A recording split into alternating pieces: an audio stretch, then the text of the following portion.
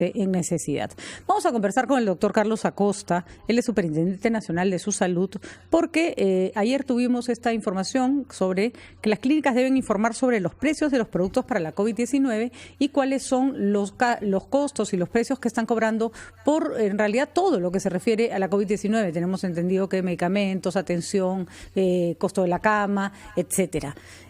Vamos a preguntarle al señor Acosta cuál es el fin de esta información y qué van a hacer con ella. ¿Cómo está, doctor Acosta? Muy buenos días. Gracias por acompañarnos. Muy buenos días, Patricia, y gracias por la oportunidad de informar a las personas que nos están viendo y escuchando a esta hora de la mañana, temas que son muy importantes. En esta lucha de la pandemia, en el que todos reconocemos de que todos los días aprendemos algo, no solamente estamos aprendiendo cosas de la enfermedad, también estamos aprendiendo cosas del comportamiento humano y del comportamiento también de algunos sectores. Ha sido muy lamentable para toda la sociedad habernos dado cuenta que mientras algunos estamos sumando esfuerzos, algunos se dedicaron a multiplicar utilidades con las facilidades que se dan desde el Estado. Y esto verdaderamente es indignante porque el Estado está invirtiendo una buena cantidad de recursos para justamente hacer frente a la pandemia y para proteger a la población en general. Y esto se dio con las pruebas moleculares y los sobrecostos que agregaron un conjunto de actores privados en determinadas clínicas y que definitivamente deja mucho que desear del comportamiento de un sector que es parte integrante de la sociedad y que estas conductas deberían ser muy criticadas y muy sancionadas como corresponde. ¿Cuál es el criterio? Disculpe, doctor Acosta, pero para entender por partes, ustedes piden el informe, ¿no es cierto?, sobre cuáles son qué es lo que está cobrando la clínica. ¿Cuál es el criterio para determinar si eso está siendo sobrevaluado, si la gente está siendo estafada y cuál es la posibilidad que ustedes tienen de intervenir sobre eso? La acción fiscalizadora sobre los precios no solamente es una acción que maneja su salud, sino es compartida por una serie de órganos fiscalizadores del Estado. Se ha sumado a este tema en el caso de los medicamentos, por ejemplo, no solo la Dirección General de Medicamentos y Drogas, sino también la INDECOPI, quien ha sido citada para fortalecer esta acción fiscalizadora. Nosotros, en el ámbito de las clínicas o de las instituciones prestadoras de servicios de salud en el país, hacemos una labor vigilante. Es cierto que hay una limitación en cuanto a la Constitución y que dice que la libre empresa y la participación privada. Sí, entendemos eso.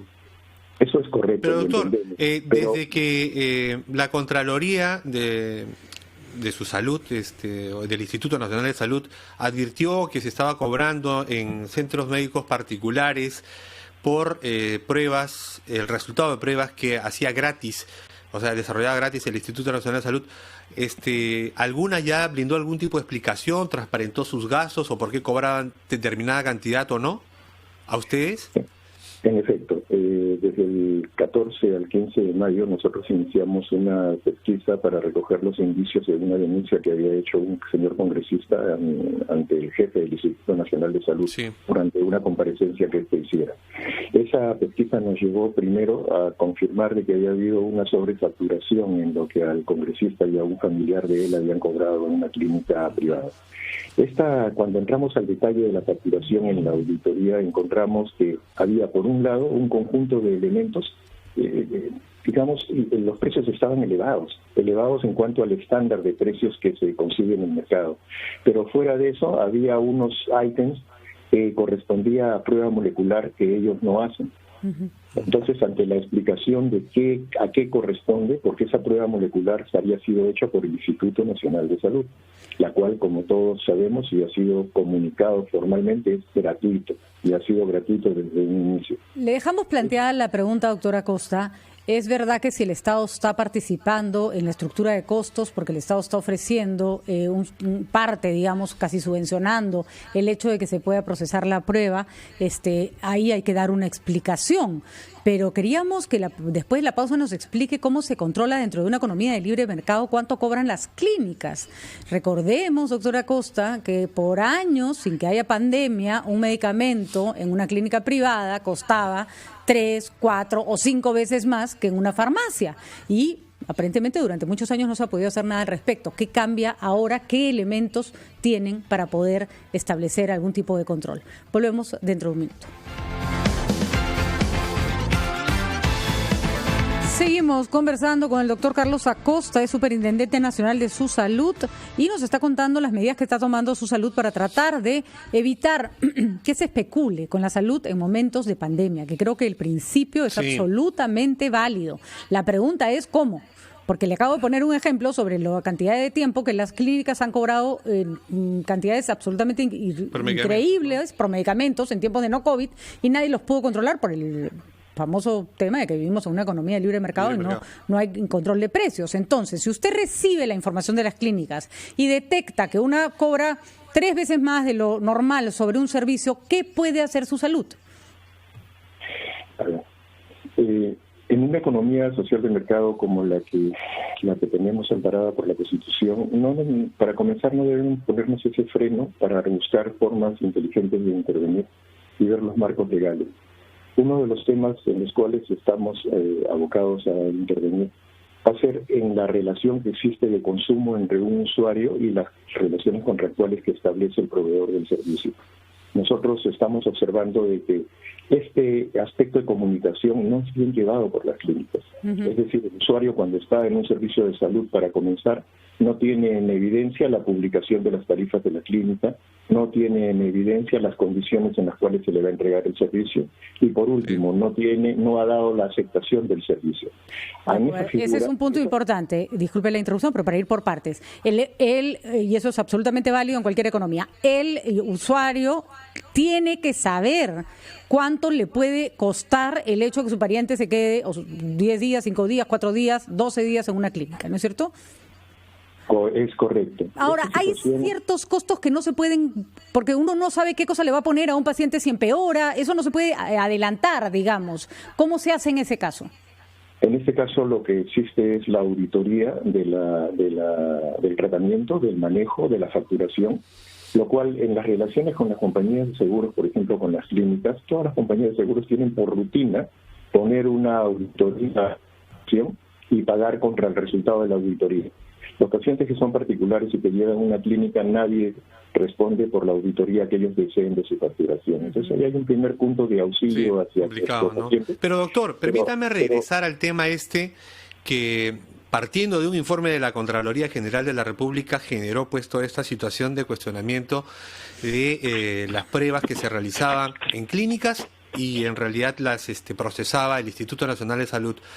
¿Qué clínica es la que más pruebas envió para que las procesara el Instituto Nacional de Salud? Le comento lo siguiente.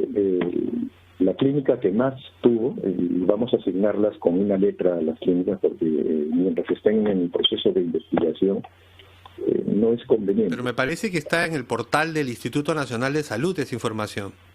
Sí, y es responsabilidad del portal del Instituto Nacional de Salud y es una afectación al debido proceso. Hay un tema complicado en este aspecto y yo les pediría que me entiendan, pero en los temas procesales en los cuales aparece alguien que imputa y alguien imputado, surge el tema del derecho de ambas partes y ambas partes van a alegar a través de tecnicismos la invalidación del proceso porque se ventiló o se hizo antejuicio sobre una situación. Entonces, eso nosotros no queremos que este proceso se caiga, porque es un proceso que entonces, este es un proceso que está en marcha y hay un señalamiento para una clínica en particular, nos da a entender usted. Es correcto. Pero que eso no quiere usted precisar cuál es porque es materia de un proceso que está en marcha. Ahora tenemos una situación más complicada, doctor, ahora mismo. Empezó en Iquitos y fue terrible, está pasando en Chiclayo, en Trujillo, en Piura, en Tumbes, no tenemos oxígeno. ¿Cuál es el papel de Su Salud en este tema tan urgente? En Lima también está pasando. Este es un tema que parte del abastecimiento a los gobiernos regionales del oxígeno y las líneas que ellos han tenido para adquirirlo, para planificar su compra. En la actualidad, ante la pandemia, ya no es la evidencia de que han duplicado o triplicado. Está por 15, 20 veces más el consumo de oxígeno que tenían previamente. Y esto ha llevado a una línea de quiebre con las plantas que abastecían el oxígeno regularmente, las cuales, por supuesto, ya no se dan abasto.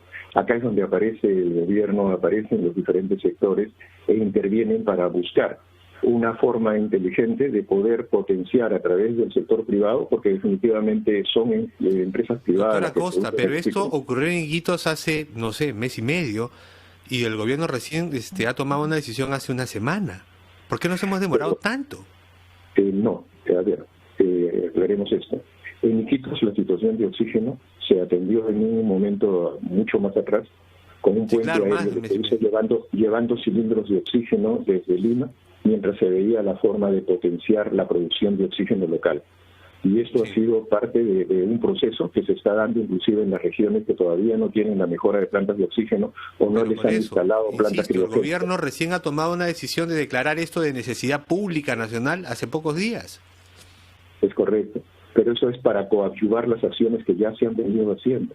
Hay un espacio que no está en el campo de la superintendencia, por supuesto, pero es un espacio de estrategia ya del sistema, para poder lograr que los abastecimientos que se necesitan para esta lucha contra la pandemia estén. No son abastecimientos sencillos, son muchas toneladas métricas de oxígeno las que se necesitan para todo el país. Lo que pasa, doctora Costa, es que lo que se esperaba era que hubiera, su salud tiene que ver cómo funcionan los hospitales, las clínicas, si ofrecen los servicios necesarios. Y, por ejemplo, le ponemos el ejemplo de Tarapoto, con el que hablábamos ayer con el decano del Colegio Médico. Y nos decía que el hospital tenía una planta de oxígeno averiada hacía 2 años. Y que durante 2 años se han estado importando balones de oxígeno y trayendo balones de oxígeno de otros lugares. Obviamente eso en una situación como la que estamos viendo es inmanejable. Y este doctor nos decía algo muy claro.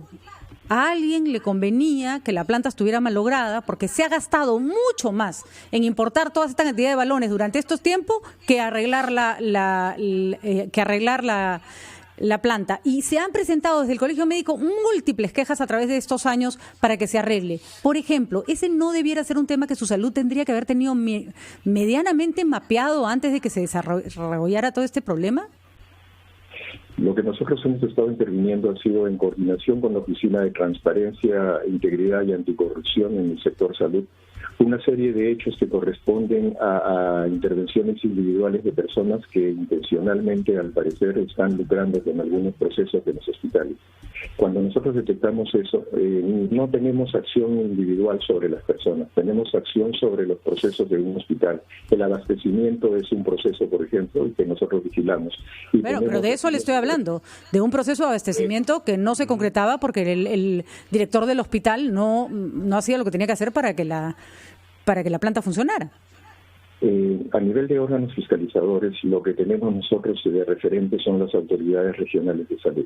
En este caso, partiendo del director del hospital al director regional de salud, son notificados cuando sus procesos están en riesgo o presentan un alto peligro para sus usuarios. Y esto no se detectó en su momento, doctor Carlos Acosta. Patricia, este es un tema de muchas personas, en las cuales hay niveles de autoridad y un proceso de descentralización. Nosotros en ese sentido coayudamos con el nivel de autoridad en cada una de las regiones. Nuestro nivel de comunicación con estos directores regionales es muy intenso. Cuando hemos estado observando lo que ha pasado y revisando lo que ha pasado en Tarapoto, por ejemplo, hay problemas de microgestión a nivel interno del hospital. No pueden esperar el último momento sabiendo que desde el gobierno central les han ofrecido un puente aéreo y están esperando las cuotas de oxígeno para que sean trasladadas en avión hasta allá. Y sin embargo esto no se anticipó. Entonces ahí hay una responsabilidad individual de las personas que tuvieron esto, y esto ya está, no solamente en el tema que se les está haciendo con oxígeno, sino también en un proceso de investigación por niveles que corresponden. Es mucho más grande, ¿no?, que simplemente personas que toman decisiones de esta índole, hay que reconocerlo. Un director o varios directores del hospital no pueden decidir cosas así, si es que no hay todo un aparato que se lo sostiene. Pero en fin, finalmente preguntarle, doctora Costa, ¿cuán efectiva es esta medida que han sacado? Porque, repito, y acá tengo que decirle que no vaya a ser que se esté haciendo un saludo a la bandera sobre la base de una norma que no se puede aplicar. Usted nos hablaba de una auditoría que se tiene que hacer, que los seguros la hacen obviamente para que no les cobren más de lo que quieren. El seguro tiene un interés comercial en hacer su auditoría y está muy bien. Pero un paciente que no se atiende con seguro, ¿quién le va a hacer la auditoría? ¿Cómo se va a poder probar que ese medicamento que le pusieron o esa prueba que le hicieron era necesario o no? Ahí entramos nosotros. Hemos abierto una línea, un canal directo para que las personas que son particulares y que tienen facturaciones que ellos pudieran considerar abusivas puedan recurrir a los auditores de su salud, para que nuestros auditores entren a auditar la facturación con la autorización de ellos y podamos identificar cobros abusivos. Perfecto. Una vez identificado el cobro abusivo, ¿qué se hace? Se objeta el cobro y al establecimiento de salud el cobro se basa en las relaciones contractuales y además en la evidencia. Por ello, la razón de que las clínicas tengan publicados todos los precios, tengan las formas de los servicios que van a contratar y esos estén registrados ante la superintendencia. De acuerdo, no defendemos que se lucre con la salud, pero también tratemos de entender las reglas. Entonces una persona se puede quejar y ustedes objetan. Si esto va a implicar esto necesariamente tiene que implicar la reformulación de la facturación y en el caso que hubiera cancelado, la devolución de lo que hubiera resultado en exceso. Porque esto es una falta contra la relación de consumo. Y esto no solamente lo sanciona su salud, también lo sanciona Indecopi. Entonces, eso sí, ahí sí se puede intervenir totalmente. Y por hacerle una pregunta, ¿por qué la ley permite, si el marco legal le permite, es una clínica, y yo voy a un restaurante y me parece que me ha cobrado demasiado por un plato, no debería también existir ese mecanismo? No estoy criticando la intención, estoy tratando de establecer la validez del mecanismo. El mecanismo es válido. Lo que pasa es que los usuarios son los que tienen que mantener una vigilancia sobre esto. Usted recordará, y me voy a apartar un poquito del tema salud, hace tiempo hubo un caso muy sonado sobre las fotos que publican algunos restaurantes de comida rápida sobre el producto que van a entregar versus el producto que le entregan después al momento. No se parecen en nada, ¿no? No se parecen en nada. Te llega una hamburguesa toda chancada, digamos, ¿no? Con usted lo ha dicho exactamente, se trataba de la hamburguesa. Pero esto es una publicidad engañosa. Esta es una comunicación engañosa. Entonces, el cobro que se realice sobre algo que ha sido mediante un engaño, un truco, una ventaja, eso es un cobro indebido. No solamente amerita la devolución del dinero, sino aperturar un proceso sancionador porque ha afectado una relación de consumo con un usuario. Muy bien, doctora Costa, nos ha quedado claro. Y yo creo que además esta norma lo que va a tener es un efecto disuasivo. Probablemente las clínicas no se pongan a cobrar cosas que no deben para no meterse en problemas y eso beneficiará a los usuarios. Muchísimas gracias, doctora Costa. Y estaremos atentos a cualquier queja que haya en los centros de salud. Muchísimas gracias. Muy buenos días.